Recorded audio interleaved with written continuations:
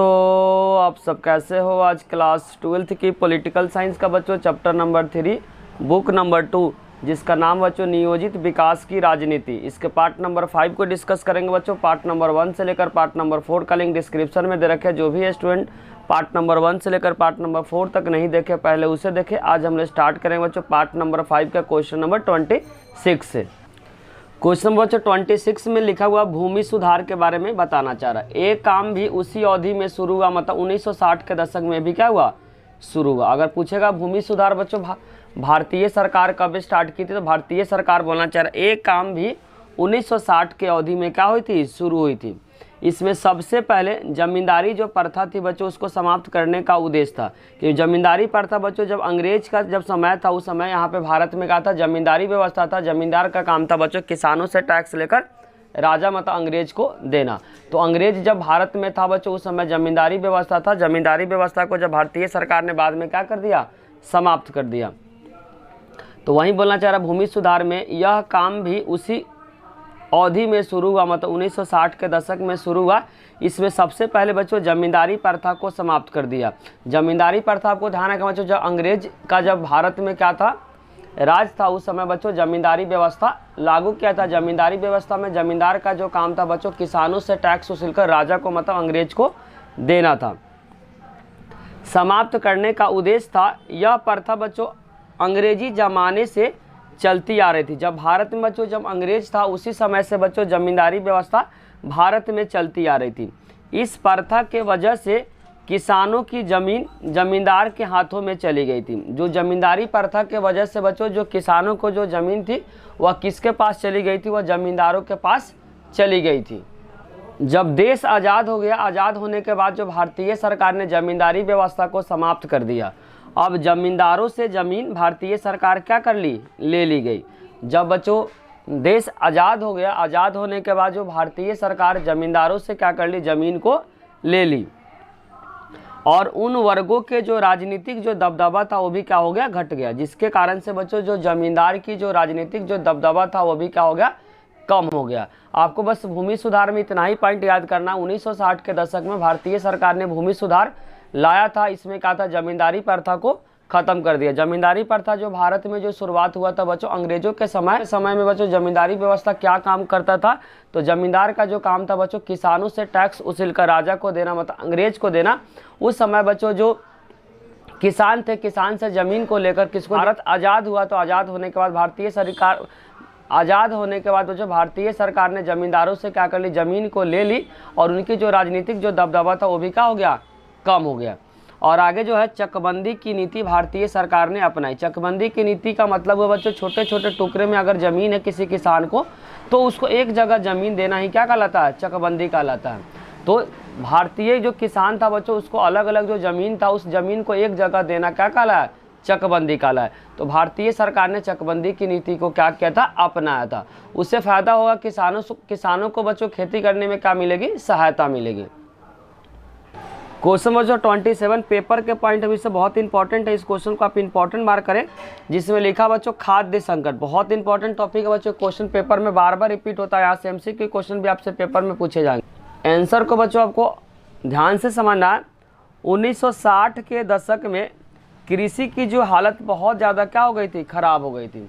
1960 के दशक में बच्चों जो कृषि की जो हालत थी बहुत ज़्यादा खराब हो गई थी। तो यहाँ एमसीक्यू के फॉर्म में आएगा कृषि की जो हालत कब खराब हुई थी, तो 1960 के दशक में खराब हो गई थी। डेट को याद करना, 1965 से लेकर बच्चों 1967 के बीच में देश के अनेक हिस्सा में क्या पड़ गया था बच्चों, सूखा पड़ गया था। क्योंकि उस समय पे बारिश नहीं हुआ था, जिसके कारण से भारत के अनेक हिस्सों में क्या हो गया बच्चों, सूखा पड़ गया था।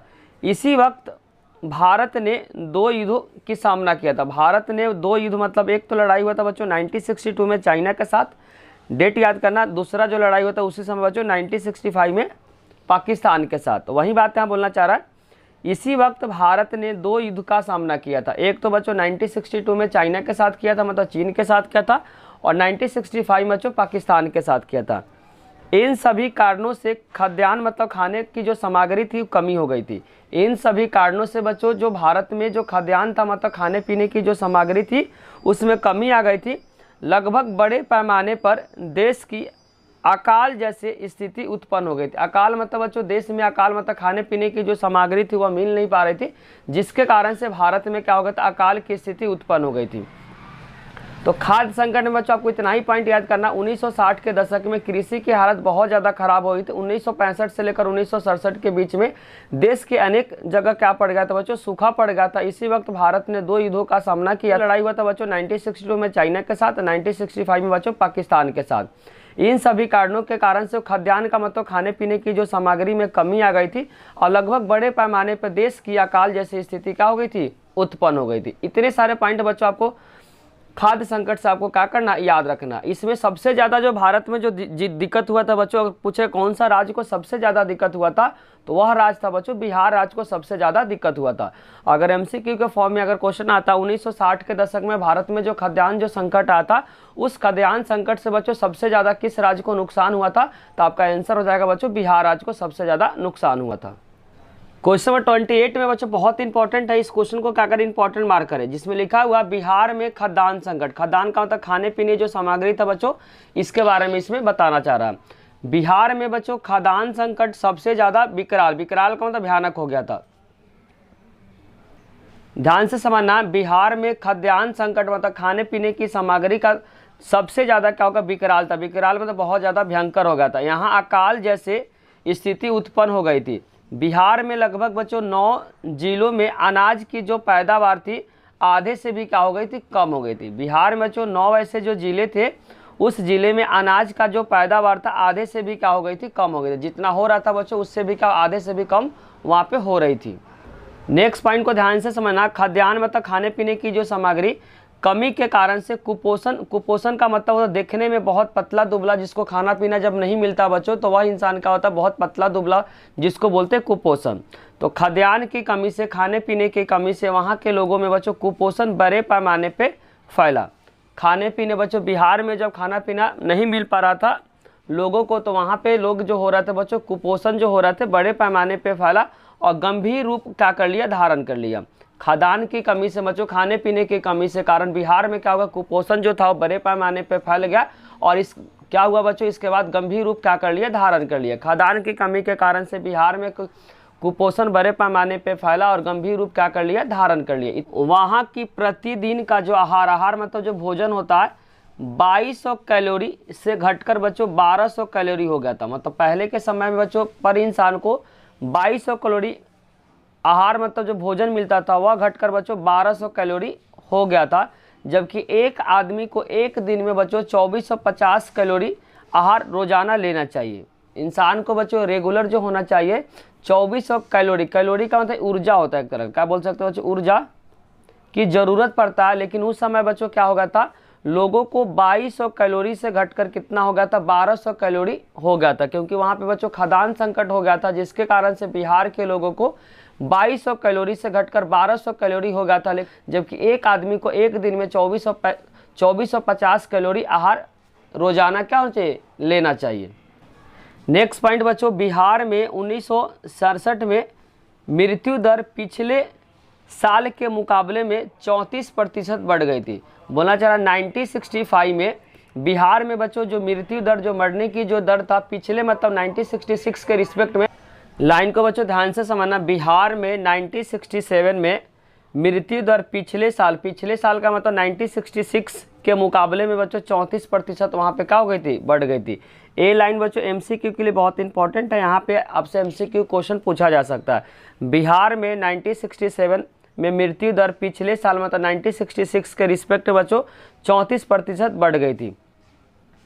खाद्यान्न की कीमतें भी काफ़ी बढ़ गई थी। पंजाब के मुकाबले यहाँ पे चावल और गेहूं की कीमत बच्चों 2 गुने से भी ज़्यादा क्या हो गया था, बढ़ गया था, क्योंकि बच्चों खाद्यान्न संकट होने के कारण से बिहार में जो गेहूं और चावल का जो कीमत था बच्चों 2 गुने से भी ज़्यादा क्या हो गया था, बढ़ गया था। मान लेते कि 50 का कोई सामान है तो बच्चों 100 से ज़्यादा उसका क्या कर दिया, दाम को कर दिया गया था। खाद्यान्न के कारण से बच्चों जो बिहार में जो कीमत को काफ़ी बढ़ा दिया पंजाब के मुकाबले, आपको ध्यान रखना, पंजाब राज्य के मुकाबले बिहार में चावल और गेहूं की कीमत बच्चों 2 गुने से भी ज़्यादा हो गई थी। किसके वजह से बच्चों, खाद्यान्न संकट के वजह से। नेक्स्ट पॉइंट बच्चों, सरकार ने उस वक्त जोनिंग यानी इलाकेबंदी की नीति अपना रखी थी। आपको बच्चों याद रखना है, पेपर में अगर क्वेश्चन आता है कि बिहार में खाद्यान्न संकट के समय बिहार सरकार ने कौन सी कदम को उठाई थी, तो इसका आंसर हो जाएगा बच्चों जोनिंग उठाई थी। जोनिंग या दूसरा बोल सकते हैं इलाकेबंदी की भी नीति अपना रखी थी। इलाकेबंदी की नीति में क्या होता है बच्चों, इस कारण दूसरे राज्य से व्यापार नहीं हो रहा था। जब जोनिंग हो रहा था बच्चों तो दूसरे राज्य से आप व्यापार नहीं कर सकते हैं। तो यहाँ पे एमसीक्यू के फॉर्म में आपसे पेपर में पूछा जाएगा 1967 में जब बिहार में खाद्यान्न संकट हुआ था, उस समय बिहार सरकार ने कौन सी कदम उठाई थी बच्चों, जोनिंग अपनाई थी। जोनिंग का मतलब होता है इलाकेबंदी, और इलाकेबंदी में क्या होता है बच्चों, कोई भी राज्य बिहार राज्य से क्या कर सकता है, व्यापार नहीं कर सकता, जिसके कारण से बच्चों यहाँ पे जो गेहूँ आया था अमेरिका से आया था। कहाँ से आया था बच्चों, अमेरिका से आया था। उस समय बच्चों बिहार राज्य ने क्या कर दिया था, जोनिंग अपना लिया था, इलाकेबंदी की नीति अपना लिया था, जिसके कारण से बच्चों अमेरिका से बिहार में गेहूं आया था। इस पॉइंट को भी आप क्या कर सकते हैं, याद रख सकते हैं। 1967 में बच्चों जब भारत में क्या हुआ था, खाद्यान्न संकट हुआ था, तो बिहार में बच्चों जो गेहूं आया था वह गेहूं कहां से आता था, तो आपको ध्यान रखना बच्चों अमेरिका से आता है। ये भी क्वेश्चन आपको क्या करना है, याद रखना है। अब हम लोग पढ़ेंगे बच्चों हरित क्रांति किससे कहते हैं, बहुत इंपॉर्टेंट है हरित क्रांति। सरकार ने खाद्य सुरक्षा को सुनिश्चित करने के लिए एक रणनीति अपनाई। बच्चों हरित क्रांति को जो फोर्स किए थे अमेरिका ही किया था। अगर आपसे पेपर पूछेगा बच्चों हरित क्रांति भारत सरकार खुद नहीं लाई थी, अमेरिका ने क्या की थी, नीति को भारतीय सरकार को चेंज करने के लिए बोला था, तो भारतीय सरकार ने क्या की थी, हरित क्रांति को लाई थी। सरकार ने खाद्य सुरक्षा को सुनिश्चित करने के लिए एक रणनीति अपनाई, जिसके तहत उन इलाकों पे ज़्यादा संसाधन लगाने का फैसला किया। सरकार ने क्या किया था बच्चों, उन इलाकों पे संसाधन मतलब पैसा ज़्यादा खर्च किया जहाँ पे सिंचाई सुविधा क्या थी, मौजूद थी। लेकिन ध्यान रखना बच्चों, जब भारत ने अमेरिका से गेहूं जब अपनाया तो अमेरिकी सरकार ने भारतीय सरकार को क्या किया, हरित क्रांति लाने के लिए प्रेरित किया। तो वही बोलना चाह रहा, सरकार ने खाद्य सुरक्षा को सुनिश्चित करने के लिए, खाद्य सुरक्षा को मतलब खाने पीने की सामग्री को सुनिश्चित करने के लिए एक रणनीति को अपनाई, जिसके तहत उन इलाकों पे ज़्यादा संसाधन का मतलब पैसा खर्च किया जहाँ पे सिंचाई सुविधा क्या थी, मौजूद थी।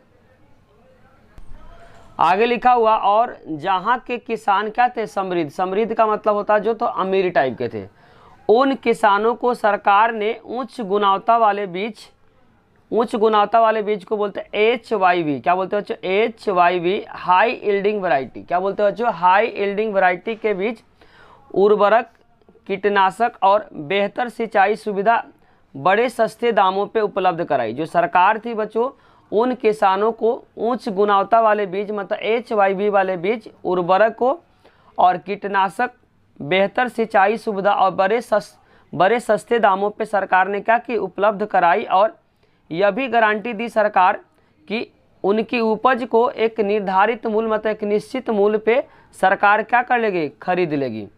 और इसी को बोलते हैं बच्चों हरित क्रांति। तो ध्यान रखना, हरित क्रांति में क्या हुआ था, उन किसानों को सरकार ने उच्च गुणवत्ता वाले बीज, उर्वरक दिए, कीटनाशक और बेहतर सिंचाई सुविधा बड़े सस्ते दामों पे सरकार ने क्या की, उपलब्ध कराई। और ये भी सरकार गारंटी दी कि अगर कोई दूसरा कोई अगर उचित दाम पे आपका सामान अगर नहीं खरीदेगा तो जो भी किसान होगा बच्चों, किसान का जो एक्स्ट्रा जो उपज होगा वह सरकार क्या करेगी, निश्चित दामों पे उस उपज को क्या करेगी, सरकार खरीद लेगी। तो वही बात बोलना चाह रहा है। और ये भी सरकार गारंटी दी कि उनकी जो उपज को एक निर्धारित मतलब एक निश्चित मूल्य पे सरकार क्या कर देगी, खरीद लेगी। इसी को बोला जाता है बच्चों हरित क्रांति। हरित क्रांति बच्चों पेपर के लिए बहुत इंपॉर्टेंट है, इसको क्या करना, आप स्टार लगा के बच्चों अच्छे से क्या करें, इसको याद करें, क्योंकि पेपर के लिए ये जो टॉपिक है बच्चों बहुत इंपॉर्टेंट है। क्वेश्चन नंबर 30 में बच्चों गिवन है हरित क्रांति के सकारात्मक प्रभाव। सकारात्मक प्रभाव का बच्चों लाभ बताना है। हरित क्रांति अपनाने से क्या क्या फायदा हुआ या सकारात्मक प्रभाव भी पेपर में आपसे पूछा जाएगा। तो हरित क्रांति को अपनाने से बच्चों जो सरकार को गेहूं और चावल के उत्पादन में क्या हुआ, वृद्धि हुआ। हरित क्रांति अपनाने से बच्चों गेहूं और चावल के उत्पादन में क्या हुआ, वृद्धि हुआ। अगर एमसीक्यू के फॉर्म में पेपर में पूछा जाएगा आपसे पेपर में कि हरित क्रांति को अपनाने से किसकी उपज में ज़्यादा बढ़ोतरी हुई, तो गेहूं और चावल की उत्पादन में क्या होती, बढ़ोतरी हुई थी। किसानों को बच्चों आय में वृद्धि हुई थी, किसानों की स्थिति में सुधार हुई थी। और इस राज्य का नाम बच्चों याद रखना, पंजाब, हरियाणा और पश्चिम उत्तर प्रदेश के इलाके क्या हुए थे, समृद्ध हुए थे। मतलब 3 ऐसे इलाके थे बच्चों जिसको हरित क्रांति को अपनाने से सबसे ज़्यादा फायदा हुआ था, पंजाब, हरियाणा और पश्चिम उत्तर प्रदेश। आपको ध्यान रखना बच्चों, पंजाब, हरियाणा और पश्चिम उत्तर प्रदेश के जो इलाके हैं, हरित क्रांति को अपनाने से सबसे ज़्यादा इन्हीं लोगों को क्या हुआ था, इन्हीं राज्यों को फायदा हुआ था। तो हरित क्रांति के सकारात्मक प्रभाव में आपको ध्यान रखना, गेहूं और चावल के उत्पादन में वृद्धि हुई थी, किसानों को आय में भी वृद्धि हुई थी, किसानों की स्थिति में सुधार हुआ था।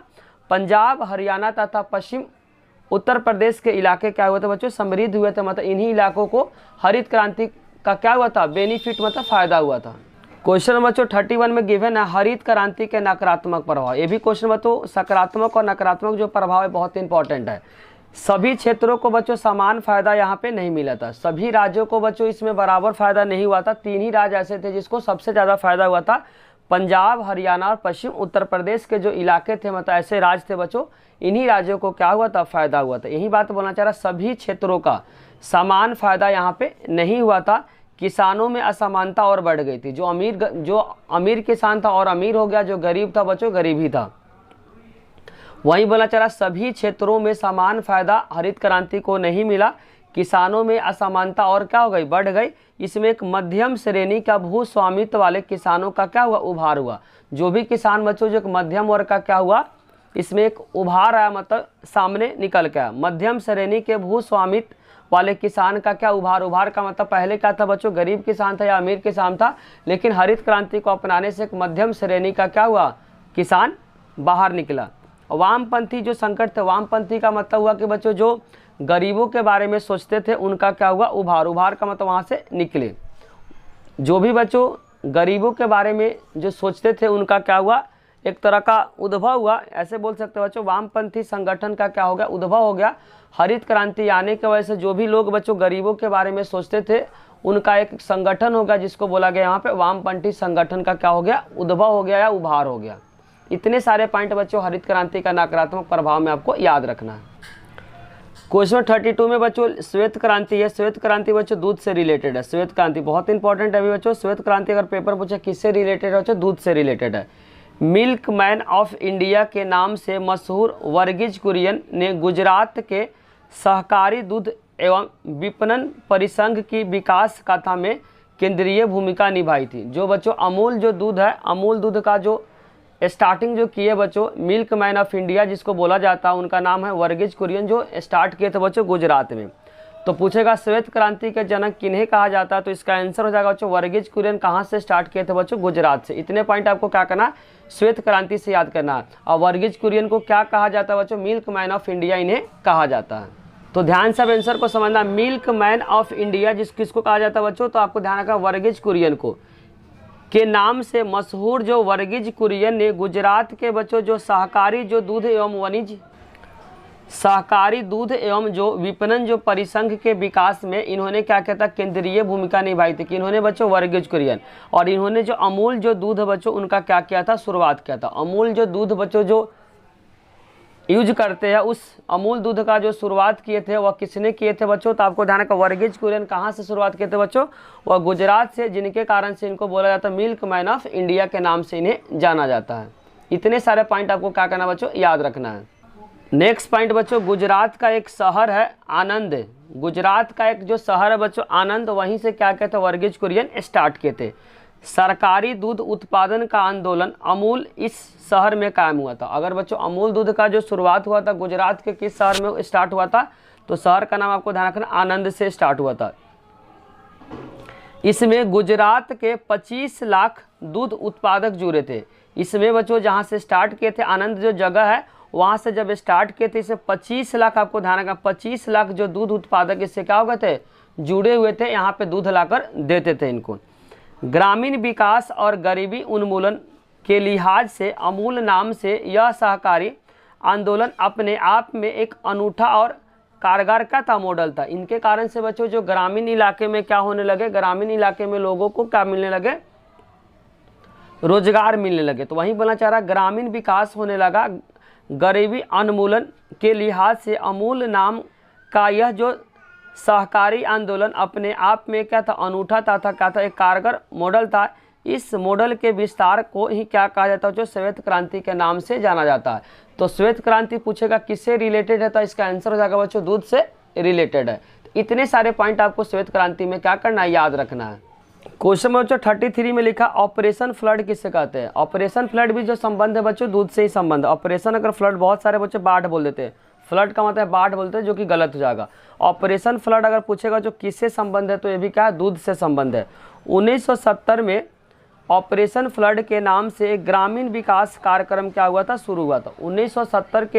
1970 में बच्चों आपको ध्यान रखना, ऑपरेशन फ्लड के नाम से एक ग्रामीण विकास कार्यक्रम का क्या हुआ था, शुरुआत हुआ था। इसके अंतर्गत जो सहकारी जो दूध उत्पादक को उत्पादक का विपणन की एक राष्ट्रव्यापी तंत्र से क्या कर दिया, जोड़ दिया। मतलब जो ग्रामीण जो बच्चों जो दूध उत्पादक थे उनके शहर में किस तरीके से पहुंचाना है, उसको कनेक्शन का काम किसने किया बच्चों, ऑपरेशन फ्लड किया। इसीलिए लिखना चाह रहा है इसके अंतर्गत जो सहकारी जो दूध है उत्पादक, मतलब जो गांव में बच्चों जो गाय भैंस रखते हैं, दूध उत्पादक को उत्पादक का विपणन एक राष्ट्रव्यापी तंत्र से क्या कर दिया, जोड़ दिया। मतलब गांव के जो लोग थे बच्चों शहर में आकर दूध देते थे और उसके बदले में उनको पैसा मिला जाता था। इस कनेक्शन को जोड़ने का जो काम किया बच्चों ऑपरेशन फ्लड, क्योंकि ये स्टार्ट हुआ था बच्चों स्टार्ट तो हुआ था गुजरात में, धीरे धीरे गाँव में भी फैलने लगा।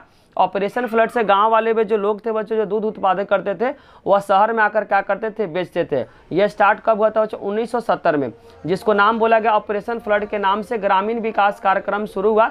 इसके अंतर्गत जो भी बच्चों दूध उत्पादक को उत्पादक विपणन द्वारा राष्ट्रव्यापी तंत्र से क्या कर दिया, जोड़ दिया। इसका जो उद्देश्य आपको ध्यान रखना बच्चों, ऑपरेशन जो फ्लड था उसका उद्देश्य आपको ध्यान समझना है, ग्रामीण लोगों को क्या मिले बच्चों, रोजगार प्राप्त हो। ग्रामीण जो लोग है बच्चों उसको क्या मिलना चाहिए, रोजगार मिलना चाहिए, आमदनी में उसका वृद्धि होना चाहिए और इसको कारण गरीबी क्या हो, दूर हो। अगर पूछेगा ऑपरेशन फ्लड का उद्देश्य क्या बच्चों, ग्रामीण लोगों को क्या मिलना चाहिए, रोजगार प्राप्त हो, आमदनी में उनकी वृद्धि हो तथा गरीबी क्या हो, दूर हो। इतने सारे बच्चों उसके उद्देश्य थे किसके, ऑपरेशन फ्लड के, जो 1970 में क्या हुआ था, स्टार्ट हुआ था। 4 में बच्चों गिवन है 1960 के बाद भारतीय सरकार ने क्या क्या बदलाव लाए थे। पहला पॉइंट आपको ध्यान रखना, अर्थव्यवस्था के नियंत्रण और निर्देशन, राज्य की भूमिका इसमें बढ़ गई थी। 1960 के बाद बच्चों जो नियंत्रण था, जो निर्देशक था, राज्य की उसमें भूमिका क्या हो गई थी, बढ़ गई थी। 1967 के बाद निजी क्षेत्रों के उद्योगों पे बाधाएं डाल दिए गए। बाधाएं मतलब जो प्राइवेट जो सेक्टर थे बच्चों उसमें बहुत सारे क्या लाइसेंस मांगने की जरूरत कर दी। इसमें बच्चों जो भारतीय सरकार क्या करने लगा, हस्तक्षेप करने लगा। 14 निजी बैंकों का राष्ट्रीयकरण कर दिया। जब बच्चों इंदिरा गांधी की जब सरकार थी तो इनके समय बच्चों क्या हुआ था, इंदिरा गांधी की जब सरकार थी उनके समय 14 बैंकों का राष्ट्रीयकरण किया गया और सरकार ने गरीबी की भलाई के लिए अनेक कार्यक्रम की घोषणा की। सरकार ने बच्चों गरीबों को भलाई करने के लिए बहुत सारे क्या किए, यहाँ कार्यक्रम की घोषणा की। 1950 से लेकर बच्चों 1980 के बीच में अर्थव्यवस्था की जो सालाना थी बच्चों 3.5% से धीमी रफ्तार से आगे बढ़ रही थी। 1950 से लेकर 1980 के बीच में भारत की जो अर्थव्यवस्था थी वह 3.5 से धीमी रफ्तार से क्या हो रही थी, बढ़ रही थी। तो 1960 के बाद बच्चों भारतीय सरकार ने क्या क्या बदलाव लिया था। पहला बदलाव को ध्यान, अर्थव्यवस्था के नियंत्रण में और निर्देशन में राज्य की भूमिका को क्या कर दी, बढ़ा दी। 1967 के बाद निजी क्षेत्रों तथा उद्योगों पे बाधाएं डाल दी, मतलब भारतीय सरकार हस्तक्षेप करने लगे। उसी समय बच्चों 14 बैंकों का क्या किया था, राष्ट्रीयकरण हुआ था। सरकार ने गरीबी को भलाई करने के लिए बहुत सारे कार्यक्रम को स्टार्ट किया था। 1950 से लेकर 1980 के बीच में भारतीय सरकार की जो अर्थव्यवस्था थी बच्चों धीरे धीरे बढ़ रही थी, 3.5% है। इसी के साथ बच्चों बुक नंबर 2 के चैप्टर नंबर 3 के जितने सारे जो इंपॉर्टेंट क्वेश्चन थे बच्चों, सारे इंपॉर्टेंट क्वेश्चन को क्या कर दिया, वीडियो में डिस्कस कर दिया। अगर बच्चों वीडियो अच्छी लगी तो लाइक कमेंट और सब्सक्राइब करना, चैनल को ना भूले। कोई भी डाउट हो तो कमेंट बॉक्स में जरूर लिखिए। Thank you.